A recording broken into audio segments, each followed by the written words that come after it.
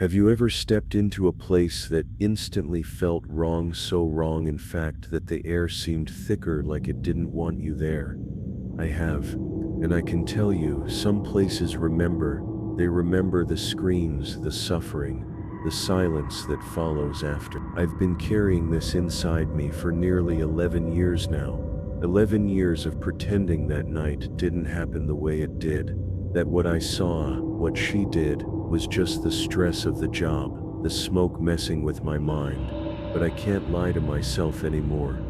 My name is Caleb Mercer. I was a firefighter for 15 years, 10 of those with the Millbrook Fire Department, mostly on Engine 4 out of Station 12. I've pulled bodies from burning houses, resuscitated kids in smoke-filled bedrooms, even crawled through structural collapses with 30 pounds of gear on my back. I've seen things that would freeze most people where they stand, but nothing, and I mean nothing, comes close to what happened during that rescue call on Glenridge Hill. That was supposed to be a routine call, an old property, flames licking out the windows, a woman reportedly trapped inside. But that house had a reputation, one we laughed off at the bar, but never joked about when we were on shift. And what I found inside, it didn't burn, it smiled. That's what still haunts me. The fire couldn't touch her, and she smiled. The house sat at the edge of Millbrook, just where the road turned from pavement to dirt, and the trees grew thicker, darker. Glenridge Hill was more than just a name on a map. It was a place people avoided, not because of crime or danger, but because of how it made you feel, like you were being watched from the moment you rounded the bend, like the woods were holding their breath. Locals said the house used to be a private hospital, something from the 19th. It was built from blackened stone and timber, with towering eaves and narrow windows that seemed to drink in light instead of letting it out. They said it served as a mental health retreat, but the records were spot. After a fire in the late 40s, it was sold off, renovated, and passed through a string of owners who never stayed long. No one fixed it. They just left it to rot quietly on the hill, covered in ivy, and whispered about like a half-forgotten curse. That night, we got the call around residential fire. Smoke visible, possible occupant inside. The dispatcher's voice cracked slightly when she gave the address. We were already in motion, me, Captain Brody, Garcia on backup, and Leon, our new EMT. It was Leon's second week on the job. I remember because she asked if anyone else smelled something off the moment we turned onto Glenridge. The house loomed out of the darkness like something carved from nightmares. Windows shattered, flames curling from the second floor like tongue. But it wasn't the fire that got to me, it was the way the smoke moved. It didn't rise, it clung, low to the ground, swirling around our boots like it didn't want to let us in. I remember looking up at the house and feeling this pulse behind my eyes, like a pressure building, and then I saw a figure, standing in the upper window, not waving for help, not banging on the glass, just standing there, motionless, head tilted, watching us, and then it smiled. I remember stumbling back slightly, caught off guard. No one else had seen it, not yet, but I knew right then, something was wrong. Not firefighting wrong. Something deeper, like we were stepping into something old. Something that had been waiting. We suited up. Captain gave orders. I was point. Get in. Get her out. I didn't realize until later. He never said anything about getting out ourselves. The moment I stepped over the threshold, the temperature dropped by at least 20 degrees. I've been in a lot of burning buildings, enough to know what a structure fire feels like. The heat is immediate. You feel it in your teeth, under your skin. But here, nothing. The entryway was cold. The kind of cold that sinks into your joints and makes your breath mist, even through the mask. The fire was active upstairs, but the ground floor was untouched. No flicker, no smoke damage, just shadows stretching across the old hardwood, twisting like something alive when my flashlight swept past, and it was quiet. Not calm before the storm quiet. I mean wrong quiet. No crackling, no wood groaning under the heat. No sound of water hitting flame, just this heavy silence that made the air feel thick, like the walls were absorbing every noise I tried to make.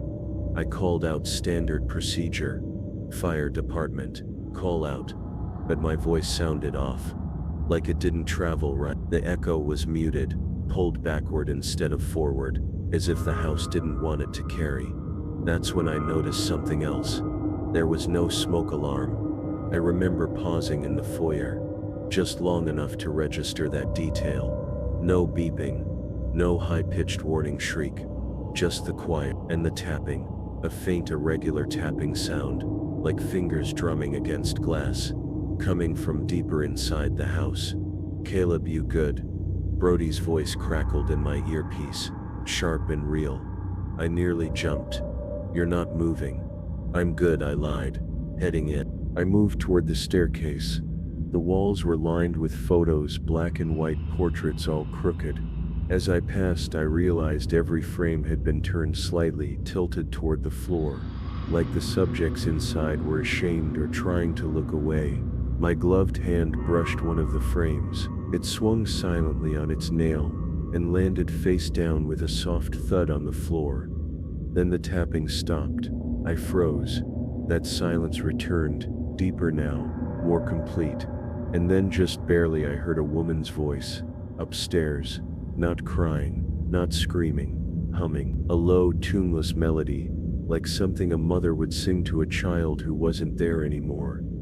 I turned toward the stairs, heart pounding against the inside of my gear, and something caught my eye near the base of the banister. A smear of black soot across the wallpaper, but no burn, no heat damage, just soot, as if someone had run a charcoal-covered hand down the wall. And at the end of that streak, just above the floorboards, was a handprint, small, delicate, upside down. I should have turned back right then, reported the anomaly, requested backup, done everything by the book. But I didn't.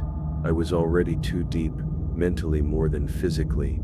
That upside-down handprint wasn't just disturbing, it felt like a challenge, like whatever was in that house wanted me to follow. And I did. The humming grew louder as I climbed the stairs, slow, dragging steps that creaked under my boots. Even though the structure felt oddly solid, I reached the landing and swept my flashlight down the corridor. There were 4 doors, 3 closed, 1 slightly ajar, and that was where the sound was coming from. I moved in. The air in that hallway was heavy, not smoky, just thick, like it was resisting my presence. I reached the open door and pushed it fully with the edge of my glove. The room was a nursery. At least it had been once. Now it was a ruin. The wallpaper was peeling, revealing scorched wood beneath. A crib stood in the center, half collapsed, and the walls were lined with shelves empty except for a single porcelain doll. On the far side, lying on its back with its glassy eyes pointed toward the ceiling, and sitting in the corner was a tape recorder, an old one, the kind with reels that clicked when they turned. It was playing. I stepped closer, and the humming became clearer. It wasn't just a woman's voice, it was layered. 2 voices, one slightly out of sync with the other, like someone had recorded over an older track but hadn't fully erased it. I knelt to examine the recorder. There was no tape inside, no power cord either. I stood slowly, turning toward the crib, and that's when I saw it. Scratched into the crib's wooden frame, almost hidden beneath layers of soot and dust, was a name. Isabel. The same name dispatch had given us. The woman reportedly trapped inside. "Isabel. Millbrook Fire. Call out if you can hear me," I shouted, stepping into the room.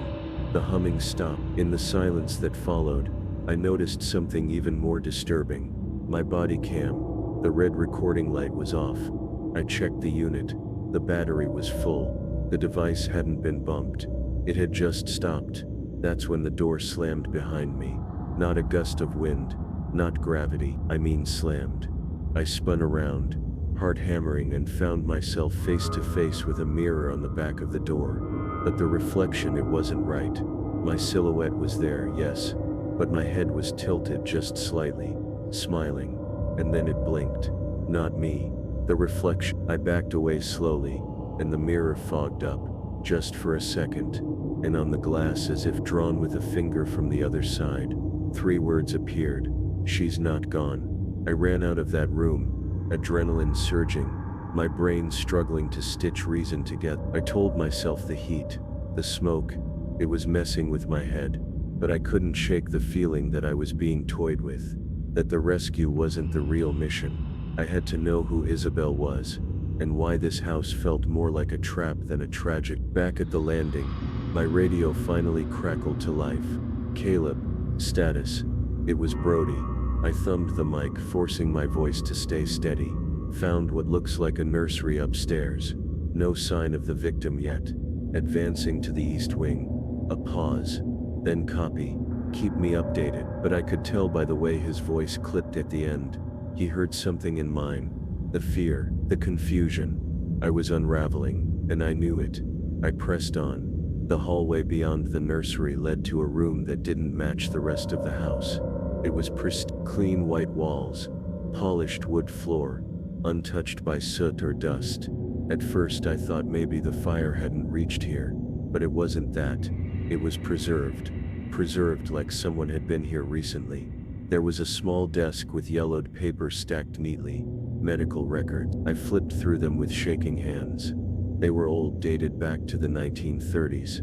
Patient files, handwritten, ink faded with time, but one name appeared over and over: Isabel Drennan. She'd been committed. Her intake form was clipped to the top, with a photo attached. She couldn't have been older than 16. Pale, hair braided tight, eyes that didn't look at the camera, but through it. Diagnosed with emotional disturbances following postpartum trauma. Postpartum. I froze. The baby's name, listed under dependent, also Isabel. Mother and daughter, both admitted, both forgotten. The last note in the file was dated June 3, 1934. Infant deceased. Mother non-responsive. Reassigned to Ward 3. There was no mention of discharge. No death certificate. I looked up from the file and saw a framed photo on the desk. A nurse in old-fashioned uniform, standing stiff beside a child's bed. And there she was. Isabel. Not the teenager. The child. Same face I saw in that window before we entered. And beside her in the bed, half turned, barely visible, was the porcelain doll from the nursery. Same chipped eye. Same tilt of the head. I stepped back and the air shifted. That same chill crept in, and the shadows in the corner thickened. Not longer but darker, denser. And then came the voice again, soft, right behind my ear. "Don't take her away again." I spun around. Nothing. But my flashlight flickered, just once, and in that flicker for a split second I saw the nurse, standing in the doorway, watching me, smiling. I stumbled back from the desk, heart slamming in my chest, breath fogging up the inside of my mask. But when I blinked, the figure was gone. Just shadows again. Empty air. But it wasn't empty. I could feel it. Something was there. Watching. Listening. I needed answers. Real ones. I grabbed as many papers as I could from the desk, shoving them into my turnout coat. I didn't know why. Maybe I was thinking I could hand them over to someone later. Prove that this wasn't just some hallucination. Prove that what was happening in that house had root, that it wasn't just madness born of flame and fear. Downstairs, Leanne was stationed by the front entrance. When I passed her on the way up, she looked nervous, but now she was pale. She hadn't moved, just stood there, staring toward the stairwell. "You okay?" I asked, voice rasping through the comm. She didn't respond. "Leanne," she blinked, slowly turning to me. I heard a baby crying. My blood ran cold. "There's no baby here," I said. "I know, but it was real. It was coming from the basement." The basement. I hadn't even thought of the lower level, and now I wished I hadn't. We regrouped with Brody, and I told him what I'd found about Isabel, about the old records, the possible patient history. He listened, but something shifted in his expression. That calm authority cracked. Then he said, "I remember this place." I blinked. What? When I was a kid, my uncle was a firefighter, told me stories about this hill, said there was a fire here once, back in the 70s. Said the crew found the place abandoned, but smelled something burning from below. They never found the source, but one guy swore he heard a girl laughing from the basement. Said he quit the next day. We stood there, the three of us in the shadow of the staircase, the heat above us, the cold air seeping up from below, and then we heard it. Not laughter, footsteps. Saw, barefoot, on stone, coming up. No one moved, not even a breath. Then a light snapped on in the basement. An old yellow bulb, buzzing weakly through a cracked doorway at the end of the hall. I'll go, I said before anyone else could speak. Brody didn't argue, and as I took that first step toward the basement, I felt something settle in my chest. Not dread, resignation. I was already part of this now, part of her story, and whether I wanted to or not, I had to see it through. The stairwell to the basement was narrow, barely wide enough for my shoulders in full gear. The walls were unfinished concrete, slick with condensation, and each step down echoed with a hollow clunk that seemed too loud, like the house was listening. The buzzing bulb above cast a weak amber light that barely reached the landing. Everything below that line was swallowed in shadow. Halfway down, the air changed. It grew thicker, not just cold, but dense, like walking into a room filled with water. My skin prickled under my turnout. Breathing through my mask felt harder, like the air was resisting every draw. Then I caught the smell. Not smoke, not rot. Sweetness, like baby powder and old flowers. Funeral sweetness. The final 3 steps creaked under my weight, and then I was there, standing in what used to be a morgue. I should have expected that. The record said it was a hospital once. Maybe it was always this way. The cold, tiled walls, the gurneys, the drawers. But this wasn't like any hospital I'd ever been in. Everything was arranged, like someone was still using it. Candles had been set out in a half circle around one of the gurneys, burnt low. Wax hardened to the floor like it had been melting for years. Old blankets covered the table, and on it, neatly folded, was a child's dress. Pale blue, frilled, tiny. Beside it sat a small leather-bound book, a journal. The name etched on the cover in fading gold. Isabel Drennan. I opened it with shaking hands. The first pages were drawings, childlike sketches of a doll, a woman, fire, over and over the same fire. Then the words, I keep dreaming of the room with no door. The crying never stops. She says I have to stay until I remember, but I don't want to remember. She smiles too much. My flashlight flickered again, and that's when I saw it. A figure in the far corner of the basement, half shrouded in darkness, standing perfectly still. A woman, wearing the same pale blue dress I'd just found on the gurney. But the face, her head was tilted, neck at a wrong angle, and she was smiling. Lips split too wide, eyes open too far. She didn't move, not toward me, just watched, and whispered, I knew you'd come. I stepped back, heart roaring in my chest. The book dropped from my hands. She took one step forward, her bare foot dragging across the cold tile. Then I heard it again, that humming, only now I understood. It wasn't 2 voices layered, it was one, and it was hers. I don't remember drawing my axe. 1 second I was frozen in place, my mind screaming to move, and the next I was holding it between us like it could stop whatever this thing was from crossing the dark. But she didn't attack, she didn't move fast, she just stood there, smiling. Then slowly, she lifted her hand, small, pale, fingers thin as porcelain, and pointed past me, toward the wall. The tiles behind me cracked, not shattered, cracked, like something underneath was pushing to get out. I turned toward it, breath catching. That section of wall, it wasn't right. There was a seam, barely visible, a door sealed with mortar and age, and in the center, scrawled in what looked like rust but stank like iron, was a message, forget me not. The voice behind me was no longer soft. She never left. She was never saved. I spun back around. She was gone. The dress was on the gurney again, neatly folded, like she'd never moved. I don't know what made me do it. Curiosity, madness, maybe something deeper, but I stepped toward the wall and pressed my hand against that hidden door. It was warm. The rest of the basement was freezing, but that wall radiated heat like a furnace.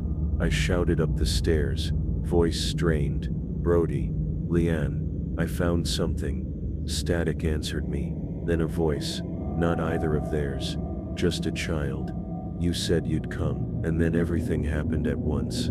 The wall cracked open down the middle. I stumbled back as the bricks gave way, revealing a narrow room, more of a cavity lined with scorched wallpaper, and a single rusted bed frame inside. And there, curled up on the floor, was a skeleton, small, child-sized, clutching the same porcelain doll from the nursery. The room was a tomb, and now it was open. I wanted to vomit, to run, to scream, but I knelt instead. Something about the way the bones were positioned, like she'd been trying to hide, to protect herself even in death, froze me in place.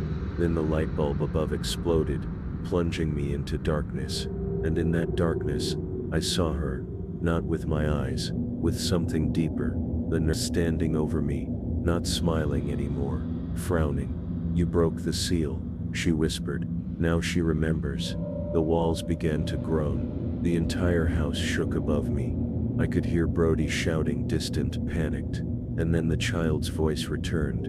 "I'm not alone anymore." A wave of heat burst from the little room, knocking me backward into the gurney, and through the roar, through the screaming air, I realized the fire upstairs. It wasn't spreading, it was coming down, coming for her, or maybe, coming for. The floor above gave a deep splintering moan, then a section of the ceiling cracked open, and flames spilled through like liquid gold, rushing down the staircase behind me. The fire wasn't behaving like it should. It didn't crawl or consume. It reached. It hunted. Its tendrils slithered across the ceiling like fingers stretching toward the hidden chamber. And the moment it touched that tomb, that tiny sealed room, everything changed. The air convulsed. The entire house let out a sound. Yes, a sound. Not like creaking wood or breaking glass, but like a scream buried under layers of stone and dust. A scream that had been waiting for decades. I scrambled to my feet as the heat hit me full force. It wasn't natural fire anymore. It wasn't trying to burn. It was trying to purge. The walls around the skeleton turned black and then cracked open like dry skin, revealing dozens of etchings beneath the wallpaper. Symbols, names, dates, all carved with a trembling hand. Isabel, Margaret, Sarah, Helen. I realized then, Isabel wasn't the first. She was one of many victims, sacrifices, and the nurse. She wasn't just some twisted spirit left behind. She had done this. She had kept them here, fed off their pain, trapped them in the same loop of silence and suffering. And now, the fire was not coming to consume the house. It was coming to erase the lie it had been built on. I lunged for the child's remains, heart pounding, sweat boiling in my gloves. I didn't know what I was doing, just that I had to move her, get her out. She couldn't stay here, not like this. The moment I lifted the tiny bones into my arms, the humming started again, louder, all around me. Not just one voice, dozens, and beneath them something else, sobbing. Then the nurse appeared again, this time inches from me, her face not just wrong but burning. The skin blistered, bubbling, but her eyes were calm. "You can't take her," she said quietly. I screamed, backing toward the stairs with the remains cradled against my chest. The house roared in protest, but it was too late. The flames that had reached the basement were beginning to recede, not out of mercy, out of release. I made it to the landing, where Brody and Leanne were screaming my name, eyes wide with horror. I don't know what they saw behind me, but I'll never forget their faces. We burst through the front doors seconds before the second floor collapsed. The house groaned, breathed one final time, and then caved in on itself, a slow, smoldering death. And in the silence that followed, I heard it again, the last whisper, "Thank you." The flames were finally under control by dawn. What was left of the Glenridge house was barely more than a charred husk and a pile of blackened beams. We stood in silence, watching it smolder, waiting for something, some sign that it was truly over. But that sign never came. I still had her in my arms, what was left of her. We wrapped the remains in a thermal blanket from the truck, and I handed them over to Brody without a word. He didn't ask questions. Not yet, not then. The medics checked me out. My vitals were elevated. Mild burns to my hands and forearms. Smoke inhalation. But I waved them off. I couldn't explain what had just happened, not in the language of first responders and incident reports, because this wasn't just a house fire. This was a burial. We didn't file a report about the child. Officially, there were no remains found at the scene.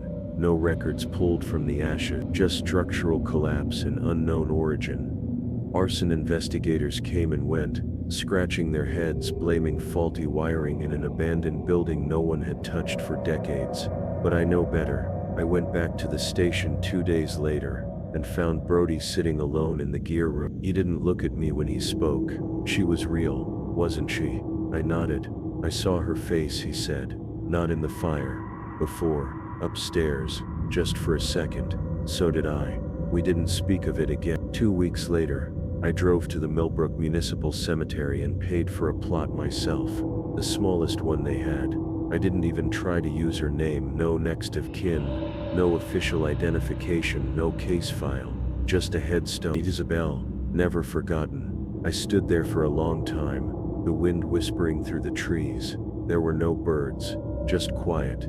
And for the first time since that night I felt something shift in the air, lighter, not gone, but settled, like a breath released after being held too long. I wish I could say that was the end of it, but a week later, I woke up in the middle of the night. My bedroom was cold, colder than it should have been, and on the edge of my dresser, right where the morning light touches, was a single object, a porcelain doll. Same cracked eye, same tilt of the head.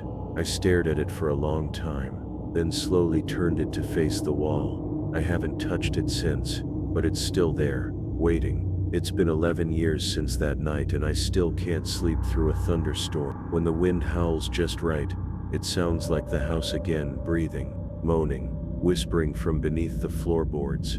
I left the department not long after. Early retirement, they called it. Said I'd earned it after all those years. But the truth was simpler. I couldn't go into another burning building. Not because of fear, because I was afraid I'd see her again. Not Isabel, her, the nurse, the watcher, the warden, the smiling thing in the fire. People in town still talk about the Glenridge fire, call it a tragedy, an accident. But every now and then, when I'm in the grocery store or walking past the old cemetery gates, someone older, someone who remembers gives me a look, like they know. Like they've seen her too. Sometimes I think about that tomb beneath the house, the dozens of names carved into the wall. Isabel wasn't the only one trapped down there, and I wonder, if that house hadn't burned when it did, if we hadn't found her, how many more would there have been? Was that fire a rescue, or a release? Every so often I wake up with her name in my mouth, not Isabel's, the other one, the nurse's. But it slips away before I can write it down, like smoke between my fingers. I still have the doll. It's locked in a trunk in my attic, wrapped in cloth and salt. I don't know why. Maybe I'm afraid to destroy it, or maybe I know I can't. Some nights I think I hear it humming, but I don't check, because I know what's waiting on the other side of that sound, and if I look too long, she might smile again.